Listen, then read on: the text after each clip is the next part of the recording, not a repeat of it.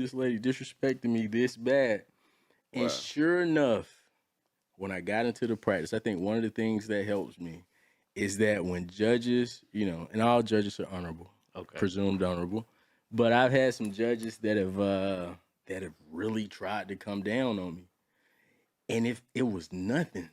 Like Get off me. I had co-counsel wearing an Apple Watch, and the judge would be going so hard, their watches start beeping because their heart rate is going up. For me, it just be like, yes, ma'am.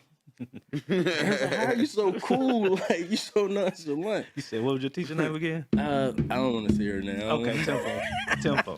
But if you go to Howard, she's the trial ad coach. You'll have the opportunity to work with her. But yeah, and I think it's giving me an edge in the courtroom because I don't get flustered. And sometimes you'll have judges, and maybe it's me. Let me not say it's just maybe it's me. Sometimes I may not do things right, and judges will get angry and come down on you, and it doesn't bother me. Still don't bother you. Yeah. So it's easy for me to stay in the zone. It's easy for me to focus on what my goal is. And we've had some battles in the courtroom. So she's really prepared me because I think about it now and I say, dang, I wonder how I would be able to handle this if it wasn't for her. So yeah. Shout out to God. So for the person, man, that's considering going to law school, but they don't know what is actually required, can you kind of give me a basics of what is required, like time wise, as far as how to become, and you can, time, just the overall process. Yeah, just the overall process, or like, is there more than one way to become a lawyer? Is there only one way to become a lawyer? I know some things have changed recently, but I'll give the traditional route that I took. First, you need a degree, 4-year degree. It could be in anything. Okay. Be anything.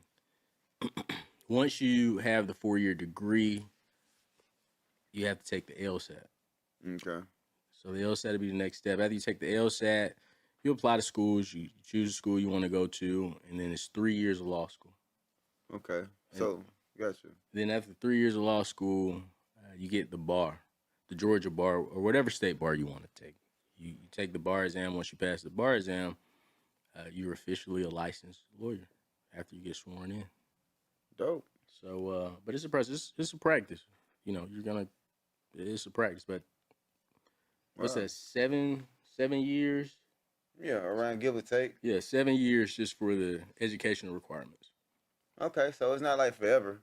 But at the end of the day, those extra 3 years, you're gonna spend those either you're gonna waste them or you're gonna spend them learning something. You know what I mean? So like a lot of people be like, man, I don't want to go to school all them years. You're gonna be living still. The time gonna pass by you. I know people that did quite a few more years on the other side of the law. You know what I mean? So. In either side, you're gonna feel those years. So if you're on the lawyer side or the other side, you definitely feel those 3 years. Side question. Sure. How do lawyers feel about snitches?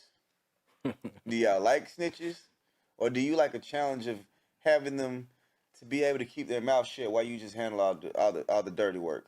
I mean, clean work. All right, man. Let me see the best. Y'all gonna have to edit this one because I gotta really think about how to answer that. Like, are they cool? In your book, do y'all be like, hey, he's a rat? Or do y'all say, man, nah, don't do any talking. I'm gonna do what I do best, and you do what you do best, which is nothing. You haven't done anything. All right, so I'll say this for me.